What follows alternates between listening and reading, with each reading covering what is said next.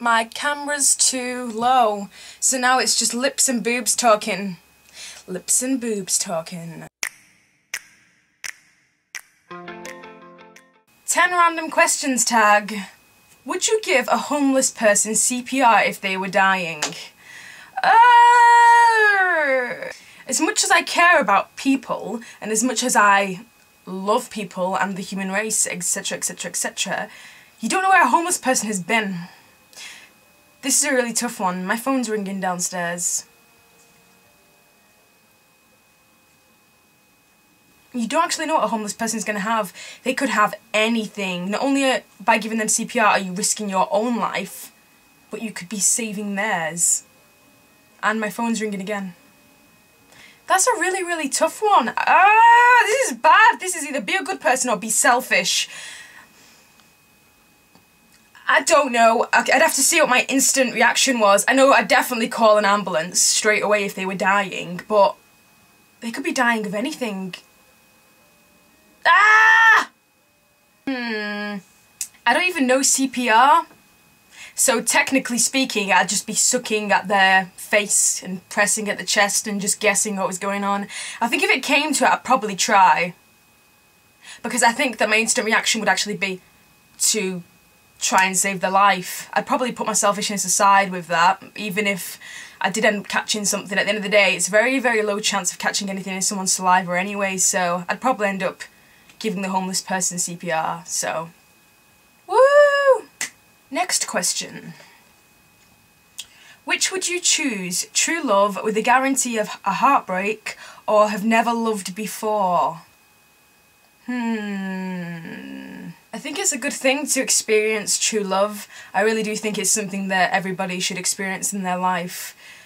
But heartbreak is definitely one of the worst emotions you could possibly feel. It's definitely a horrible experience. It's like falling in love and being in love with someone is an amazing feeling, probably the best feeling in the world, to be loved back and to share that connection on a completely different spiritual, emotional level like that. It's definitely an amazing thing. But heartbreak is the complete opposite of the happy feeling that you get with love. It's like love makes you feel on top of the world, so when your heart is broken you are initially in hell. So you go from heaven to hell in the space of 5 minutes, or in the space of any time, anything that happens to you, and you put your trust and honesty in someone, you love someone with all your heart, and then you get your heart broken. It's horrible. It's a horrible feeling. So would I rather be in love knowing that I'm going to get my heart broken, or never love? Well, I have loved, so I would rather I'd rather fall in love and have my heart broken, because at the end of the day, most of the time when you fall in love you're going to get your heart broken, especially if you're young. So heartbreak definitely makes us stronger and makes us into a better person for the long run, and definitely opens our eyes to a lot of different things in the world and different emotions, and it matures you in a way, heartbreak. So I think I'd definitely fall in love, then have my heart broken. What was the last song that you listened to? I'm actually at it again. This was the last song that I last listened to.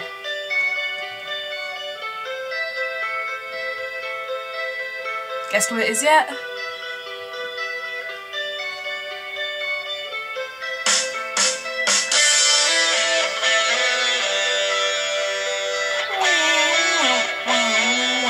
The Day That Never Comes by Metallica. So, yeah.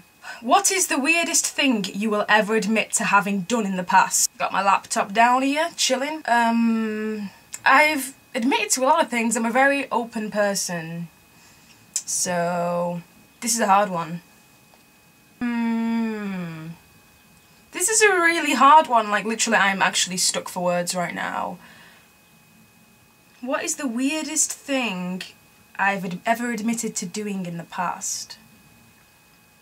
I'd say one of the weirdest things that I've ever admitted to doing in the past, something that you don't kind of admit, was when I was a young child, you know when you go through the whole potty training phase, so you're wearing your nappy, American's diaper, and you're going through that middle stage of like potty training and all that jazz. Well, when I was a kid, This is where everyone finds out how weird I am. I'm gonna talk like this to see how long I can last talking like this.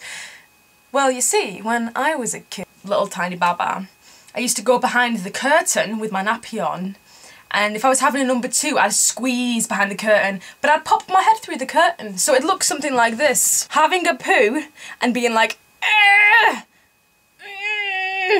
but keeping my eyes on the television. And my dad always tells this story to whoever goes to his house.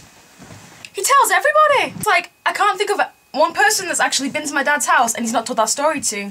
Oh yeah, Jess, when she was getting potty trained, she'd go behind the curtain while watching Noddy and she'd squeeze but keep her eyes completely drawn onto the TV. And everybody either finds that out of my dad or it comes up in conversation and they find it out of me. So it's just one of those things. It's not something that technically admit because most girls don't like to discuss poo or having a poo and they get embarrassed, but yeah, it always gets out there.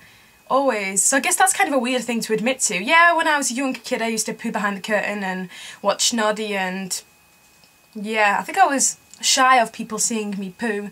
I used to always go behind the curtain. Not like literally onto the floor, I'd be wearing a nappy obviously, but yeah, that's a pretty weird thing to admit to. I just admitted it to all of you guys. What is my least favourite word? This is a tricky one. Okay, this isn't technically a word, but it's a way that you use the word. Okay, cock. I don't have that problem with the word cock. It's when, say for example, someone picks up the phone and you're like, hi, is this person there? And then they're like, yeah, you alright, cocker? You alright, cock? Yeah, I'll get our James or our Jim now. Yeah, okay, cock. Right, speak sometime, cock. And it's like, why are you calling me cock?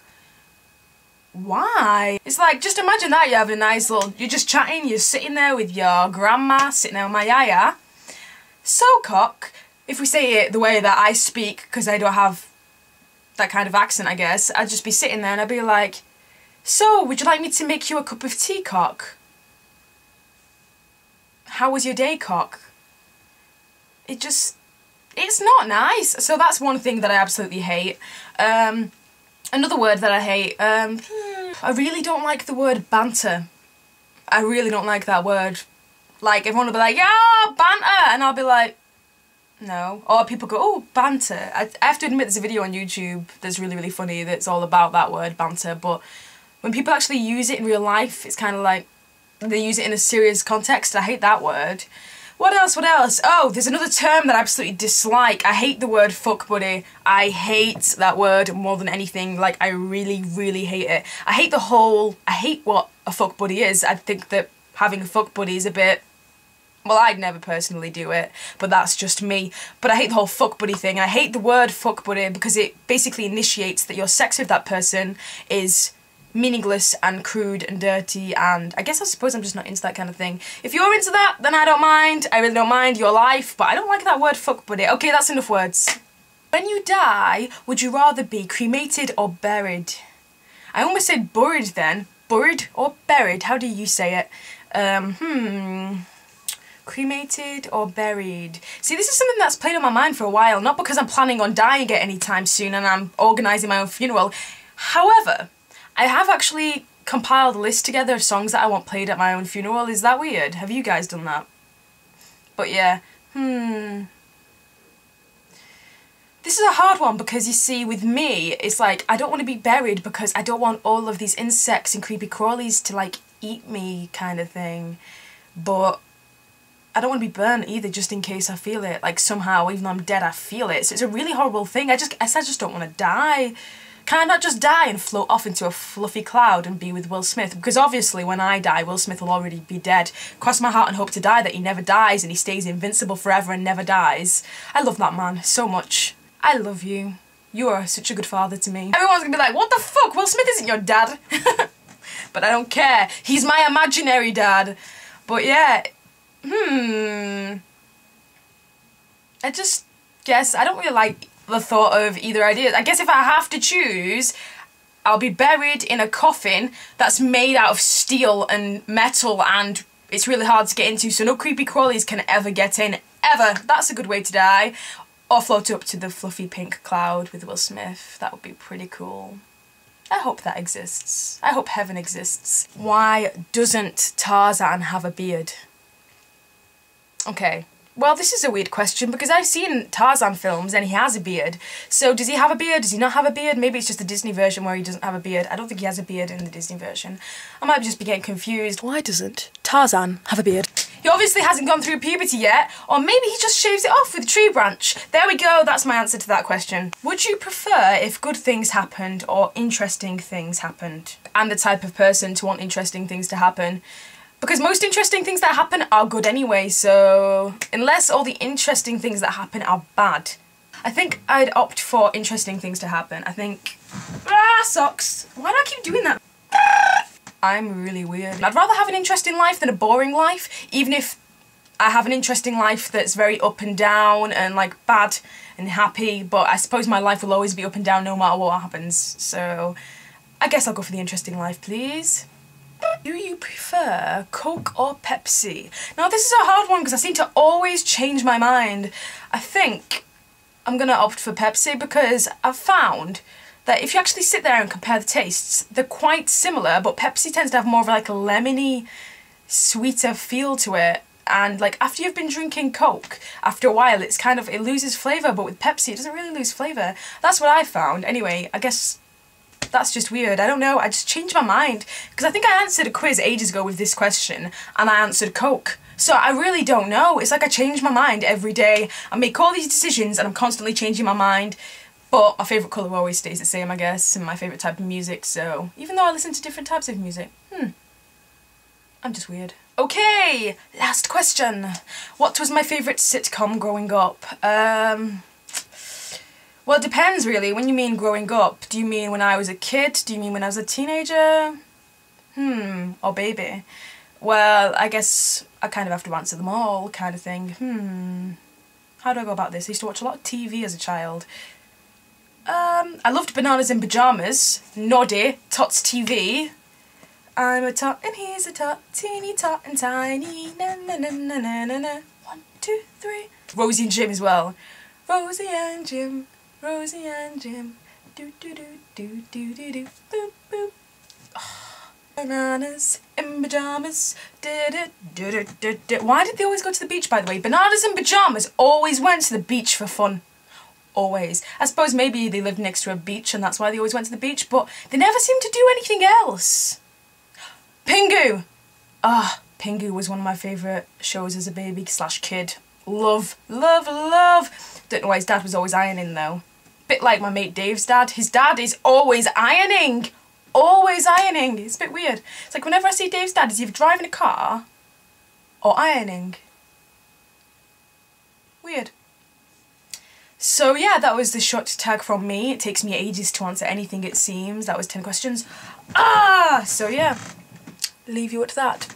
Bye guys. Oh, and before I go, I forgot to actually tag people. Who should I tag? Who should I tag? I'm wearing a really long flowy dress today. Really long flowy dress. It makes me look really big, but look how stretchy it is. What? What? I love how stretchy this is. Should I cover my mouth? What? I'm going to tag... Who shall I tag? I'm going to tag Shawnee, Karina, who else? Who else? I can't just tag 2 people, can I? Let's think. Let's think. I tag Shawnee, Karina, Mark.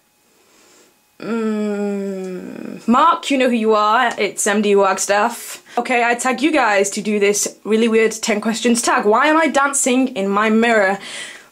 Boop, boop. Bye guys.